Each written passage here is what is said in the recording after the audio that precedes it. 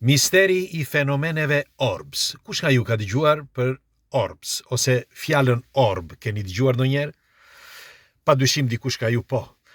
Orbs janë disa grimca të vogla që dalin përpara telekamerave, përpara fotokamerave, përpara telefonit, përpara një objektivi, dhe disa prej tyre mendohet që të jenë jashtëtoksore. E di që duket një argument tepër banal, por dëgjojeni me vëmendje deri në fund dhe pastaj vendosni. Kush është rastësisht, le t'i bëj like faqes që të shihemi sërish, nëse nuk e ka bërë dhe ju faleminderit që jemi për bashk. Fenomeni i orbs u zbulua ose filloi, jo u zbulua, por filloi rreth viteve 60. Dhe gjatë viteve askush nuk i dha shumë rëndësi, sepse disa mendonin që orbs janë disa grimca inteligjente, sepse do t'ja u shpjegoj që nga fillimi çfarë mendohet dhe çfarë janë. Atëre, orbs, objekte të, le të themi, të dyshimta, kështu që mund të quhet në sintezë, por janë ato grimcat e vogla që nëse keni vënë re që lëvizin përpara telekamerave ose përpara një objektivi. Dhe disa nga këto, nëse keni vënë re, kalojnë përpara objektivit dhe bëjnë disa forma, disa lëvizje të çuditshme. Apo jo, i keni vënë re. Dhe shumë studiues, edhe këtu në Itali që është një studim që shkon kundra këtyre gjërave paranormales, mendojnë, me fjalë, kanë thënë publikisht që ky është plur, por do ju surprizoj. Eksaktësisht, njëri nga këta që ka punuar për këtë shoqat, organizat, si mund të quhet, CRN, okay?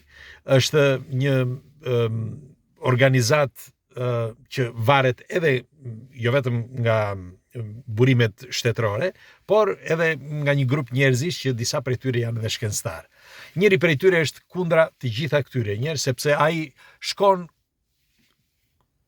kundër çdo gjëje. Me një fjalë, asgjë, ne dim çdo gjë dhe jemi kryevepër, dakord. Dhe Polidoro quhet ky, Massimo, dhe Massimo bën çdo video e gjeni këtë, padyshim dikush ka ju e njeh. Massimo i bën që të gjitha që ne i njohim çdo gjë. Mirë po ka harruar Massimo, sepse ai e bën normale, bën për të jetuar, sepse gjithsekush e bën për të jetuar, për të marrë një grusht para dhe të jetoj. Dhe ai mendon që është çdo gjë që ne njohim dhe shikojmë është kështu siç e shohim ne. Mirë po, ka një problem që Massimo ka harruar. Ne njohim vetëm 4% të materjes. Dhe nuk mjafton vetëm kjo fjalë dhe Massimo duhet ta mbyll gojën për të rjetën. Sepse kur ti i thua, me një fjalë, ti merr një njeri që ai mendon që di gjithçka dhe i thua, dëgjoj, ti njeh vetëm 4%, 96% ti nuk e njeh. Ai duhet ta mbyll gojën se 96% janë shumë. Në qoftë se do njihte 94%, atëherë do ulesha përpara tij dhe do thosha më fal. Dhe kjo është logjike. 94% ne na ka lindur diçka e jashtëzakonshme, e mbinatyrshme, dhe rreth nesh ka padyshim miliarda gjëra që ne nuk mund t'i perceptojmë dot dhe nuk mund t'i shohim dot, por të ecim dal nga dal. Këto grimca, siç u thash, ndonjëherë kalojnë përpara kamerave dhe bëjnë disa veprime të çuditshme. Në vitin 2005 u bë një studim nga Mr. Gray, është një studiues, një profesor, Gray Schwartz është profesori dhe e bëri së bashku me një profesoresh të universitetit. E dini se çfarë ndodhi nga momenti që ai bëri këtë studim? Ndryshoi komplet mendimin për sa i përket botës që na rrethon. Po, unë nuk e kam thënë këtë publikisht, por sot po e them. Doktor Gray Schwartz më përpara ishte një pioner i flakt për të gjitha këto gjërat paranormale, çfarë thoni ju, kështu ishte. Por ndryshoi mendim çatëherë, sepse dikush mendon që i ka ndodhur diçka. diçka që ai nuk e shpjegon dot. Pak rëndësi ka. Rëndësi ka që ai nga ai moment filloi që të fliste për orbs dhe thotë që ka disa grimca që nuk janë njerëzore, nuk janë toksore, sepse sillen në mënyrë krejt të çuditshme. Në studimin që u bë në 2005-ën, ndodhi diçka. Teksa ai ishte me profesoreshën përpara që po matnin këto grimcat me një objektiv, dha formën e objektivit, të dhënat eksakte, sa piksel ka etj, formën e këtyre grimcave. Bëni kujdes. Ishte në një vend të mbyllur. Pra grimcat nuk mund të zhdukeshin dot. Në një vend të mbyllur, grimcat mund të shkëputen, okay? Nga njëra anë në tjetra, mund të ulen të ngrihen, sepse mund të fluturojnë në ajër, sepse i mban ajri. Dakord deri këtu. Por grimca, teksa ata po xhironin, është bërë për BBC kjo, me një fjalë për ABC, më falni, apo për BBC, nuk e mbaj mend, o Discovery Channel, një gjë e tillë. Por pak rëndësi ka, është bërë për një televizion e gjeni, dhe kur kaloi përpara, jo vetëm një herë, po ndodhi 3 herë, 3 grimca të ndryshme, grimcat në një moment të caktuar u zhduk në ajër komplet. Pra, në vend që të kalonte nga njëra anë në tjetra, shkoi përpara objektivit dhe aty përpara objektivit u zhduk në ajër. Pra, u zvanit, u zhduk, nuk u duk më, grimca. Dhe nga ai moment, pra nga viti 2005 kur u bë ky studim, që është bërë për televizionin e përsëris dhe në mënyrë shkencore, nga ai moment filluan që të flisnin që këto orbs janë, pra fenomeni orbs, janë disa nga këto, janë dimensionale.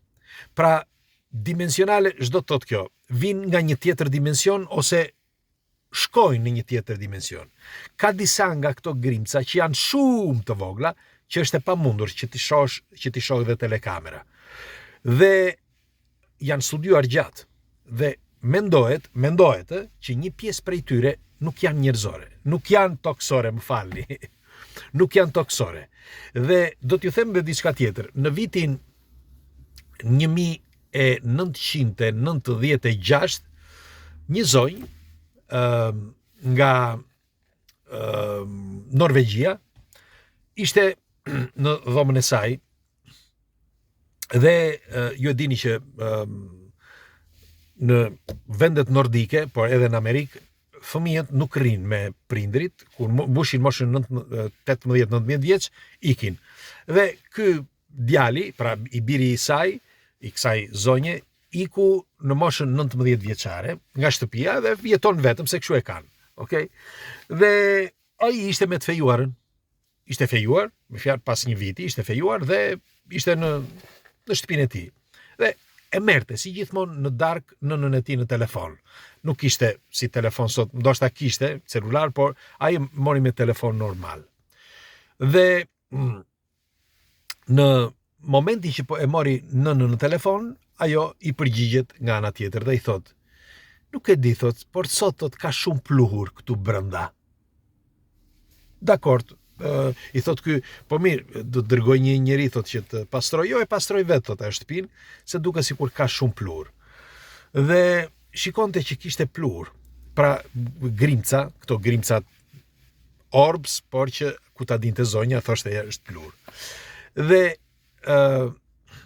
ndodhi disa herë, pra gjatë mbrëmjeve. Mirë po kjo gjë ndodhi për një kohë të gjatë. Pra sa herë që ajo fliste, sepse pastroi shtëpinë zonja, pasi mbaroi së pastruari shtëpinë një ditë, mori dhe dikë tjetër që të bënte një pastrim total të shtëpisë, sepse mendonte që kishte shumë pluhur. Dhe e njëjta gjë. Çfarë ndodhi? Pas disa ditëve, shkoi djali. Shkoi dhe vuri re që kishte pluhur. Në të vërtet, këto ishin grimca, ato grimcat e orbsve. Dhe çudia e kësaj historie është që këto orbs shkonin përreth nënës së tij. Më shumë shkonin përreth saj. Jo shkonin, por ai shikonte kur ngrihesh nëna, sepse e shikonte në diell, kur kaloi, me fjalë ishte ditë diell, siç tregon ai, në ditën e diel shikonte që më shumë kishte rreth trupit të saj, pra të nënës. Kaluan disa ditë dhe këto orbs shtoheshin gjithmonë më shumë. Në fund, nëna vdiq. Tani, ndoshta kjo është një rastësi, nuk diskutohet, por ai bëri një denoncim tek disa denoncim. I tha policisë dhe që kishte një diçka, se ai mendoi që mos kishte ndonjë pluhur të veçantë që hodhi dikush dhe i krijoi probleme nënës. Dhe shkuan që të kërkonin, të shikonin se çfarë ishte. Bile studiuesit dhanë një mendimin e tyre. Kush ishte mendimi? Mendimi ishte që meqense ajo kishte ardhur gjatë, me fjalë, jeta e saj kishte ardhur në fund, gjatë këtyre kohëve të fundit, ajo lëshonte emetonte pluhur, pra lëkura e saj emetonte pluhur. Edhe sikur të jetë kështu, prap mister është, apo jo?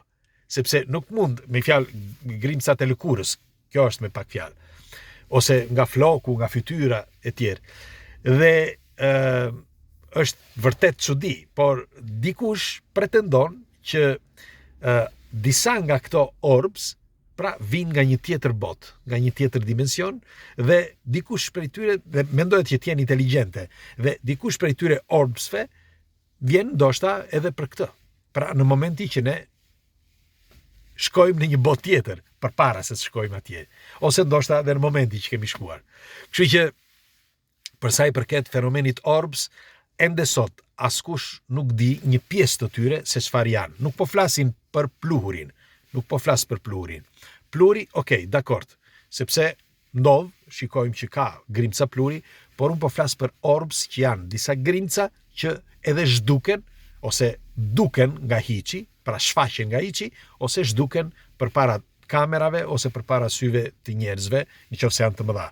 Kurse ato janë disa më të vogla që nuk dihet pse, por zhduken, siç ju thash, përpara kamerave dhe askush nuk di t'i shpjegojë. Megjithatë, unë doja t'ju tregoja fenomenin orbs, sepse më ka mbetur në kujtesë, sepse një miku ynë që na ndjek në përfaqet tona, na dërgoi një video dhe shumë njerëz filluan të komentonin, djalë nga Kosova, nga Prizreni, dhe e publikova dhe fola për këtë argument, por disa nuk u besojnë këtyre gjërave dhe kishte komente dhe ka komente vërtet të çuditshme që mendojnë që janë budallëqe. Dhe unë doja që t'ju ndriçoja me këto informacione të shpërndara në botë që i blodha enkas për ju.